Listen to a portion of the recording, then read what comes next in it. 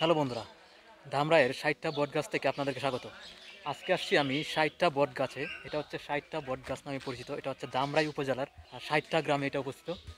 এটা একটা ইউনিয়নের ভিতরে একটা বিশাল একটা বনদের হাওরের মধ্যে এখানে একটা বট গাছ হয়েছে। দেখেন কত বড়, বিশাল বড় এই বট গাছটা।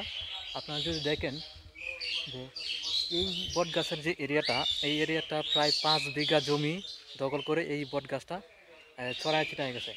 এখন এই বট গাছের এই বিশাল জায়গা জুড়ার পরের কারণেই পুরো যে এখন যেন গ্রীষ্মকাল বা এখন যে পুরো এত গরম, এই গরমের মধ্যে অনেকে এখানে এসে রেস্ট করতে পারতেছে। গ্রামীণ যে এখানে একটা সুন্দর একটা আবহাওয়া, একটা সুন্দর একটা বাতাস, এবং এখানে এসে এই ছায়াযুক্ত জায়গায় দেখেন এখানে একজন যে ঘুমাচ্ছে গাছের উপরে। আর এখানে এখানে অনেকে এসে রেস্ট করতেছে।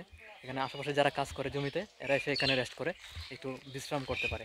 আর এখানে প্রতিদিনই মোটামুটি বিভিন্ন জায়গা থেকে পর্যটকরা আসে, এসে এই ঘুরে দেখে। আমিও আসছি ঢাকা থেকে এটা ঘুরে ঘুরে দেখার জন্য। এখানে দেখেন প্রচুর শেকড় জন্ম নিছে, যে গাছ থেকে, মূল গাছ থেকে শেকড়গুলা এখানে মাটিতে এসে লাগছে, যার কারণে এই গাছের পরিধিটা আরও অনেকটা বেড়ে গেছে।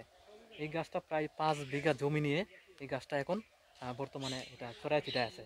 আর এই গাছের এখানে একটা নোটিশ দেওয়া হয়েছে চেয়ারম্যান কর্তৃক, এই এলাকার চেয়ারম্যান কর্তৃক এখানে একটা নোটিশ দেওয়া আছে, গাছের কাটা যাবে না, তারপর সন্ধ্যা ৬টার পরে এখানে আসা নিষেধ, এই ধরনের। আবার সন্ধ্যার এখানে মানে মোটামুটি একটা ভীতিকর পরিস্থিতিও আছে। এখানে একটা একটা পূজা মণ্ডপ আছে, এখানে একটা হিন্দুদের সনাতন ধর্মের একটা পূজা মণ্ডপ আছে। এখানে উনি সার্বক্ষণিক এটা দেখাশোনা করে। এখানে অনেকে আসছে, আরও অনেকে আসছে, একজন আসছে প্রাইভেট কার নিয়ে, অনেকে বাইক নিয়ে আসছে, এরকম অনেকেই ঘুরতে আসছে বিভিন্ন জায়গা থেকে। আর সারা বছর এখানে বিভিন্ন পর্যটকরা ঘুরতে আসে।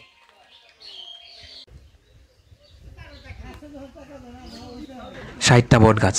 ঢাকার ধামরাই উপজেলার যাদবপুর ইউনিয়নের একটি গ্রাম। ৬০টা গ্রামের দেবাশিস বংশের পূর্বপুরুষরা প্রায় ৫০০ বছর আগে পাশাপাশি একটি পাকুড় গাছ এবং একটি বটগাছ রোপণ করেন। স্থানীয় সনাতন ধর্মাবলম্বীর লোকজন এই গাছ দুটিকে দেবতা মনে করতেন, তাই তারা গাছের ছায়ার নিচে কালী মন্দির নির্মাণ করেছিলেন। বর্তমানে সেই গাছ দুটি নিয়ে স্থানীয় মানুষজনের মধ্যে বেশ কৌতূহল রয়েছে। প্রচলিত ধারণা অনুযায়ী পাকুড় গাছকে পুরুষ এবং বট গাছকে নারী বিবেচনা করে সনাতন ধর্ম অনুসারে গাছ দুটির মধ্যে বিয়ে দেওয়া হয়। অনেকের মতে কেউ গাছের ডালপালা কাটলে সে অসুস্থ হয়ে পড়ে, তাই এখানে গাছের ডালপালা কোনো কিছুই কাটা একেবারেই নিষেধ। আচ্ছা, এই গাছের একটু ইতিহাস আপনাদেরকে বলি। এই গাছটা প্রায় ৫০০ বছর আগে এই এলাকার একজন কে জানি না, সে এখানে একটা পাকুড় গাছ এবং একটা বট গাছ পাশাপাশি রোপণ করছিল, লাগাইছিল। তারপর সেটা যখন বড় হয়, এই এলাকার প্রচলিত বা তাদের একটা ধারণা ছিল এরকম, যে এই দুটা গাছের মধ্যে বিয়ে দিবে। তারপর এই দুটা গাছের মধ্যে, পাকুড় গাছ এবং বট গাছের মধ্যে বিয়ে দেওয়া হয়েছে এই স্থানীয় লোকজনের এই ধারণাতেই। যার কারণে এখানে এরপর এই দুইটা গাছই এক হয়ে গেছে, মানে এই পাকুড় গাছ এবং বট গাছ দুইটা এক হয়ে এই বিশাল একটা দানব আকৃতির একটা গাছ আজকে এখানে জন্ম নিছে। আর এই গাছটাই পুরো এরিয়াটা, এই ৫ বিঘা জমির পুরো এরিয়াটা এখন দখল করে এখানে এই পুরো গাছটা বিস্তৃতি চড়াইছে। আর এই পুরো এরিয়াটা এখন অনেক ছায়া, এখানে এই যে এখন অনেক প্রচুর দেখেন অনেক সুন্দর বাতাস। বিভিন্ন রকম ভৌতিক ঘটনার প্রচলনও আছে এই গাছটিকে ঘিরে। রাতের বেলায় কেউ সাধারণত এই গাছের কাছে যায় না। এমনকি গাছের নিচ দিয়ে যাওয়ার রাস্তা প্রশস্ত করার প্রয়োজন হলে স্থানীয় চেয়ারম্যান রাস্তাটিকে ঘুরিয়ে অন্য দিক দিয়ে নিয়ে যাওয়া হয়, যেন গাছের ডালপালা কাটতে না হয়। এসব কারণেই সহজেই গাছগুলোর ডালপালা ও মূল প্রায় ৫ বিঘা জমি জুড়ে বিস্তৃতি লাভ করেছে।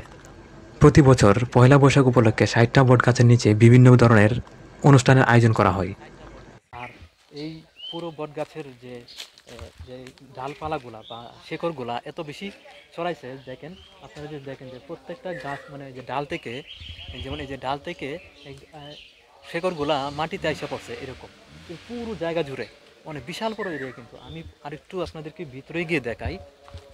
এই যে আমি এখানে, এই যে এটার ভিতর দিয়ে কিন্তু যাওয়া যাচ্ছে, এরকম এত এত বড় বিশাল একটা এরিয়া এটা, যে ভিতর দিয়ে যাওয়া যাচ্ছে। এবং এই যে এই সাইডেও দেখেন এরকম, এই যে আমার পিছনে দেখতে পাচ্ছেন। অর্থাৎ এটা কিন্তু বিশাল বড় একটা এরিয়া। এই বড় এরিয়া নিয়েই এই পুরো গাছটা চড়ায় গেছে।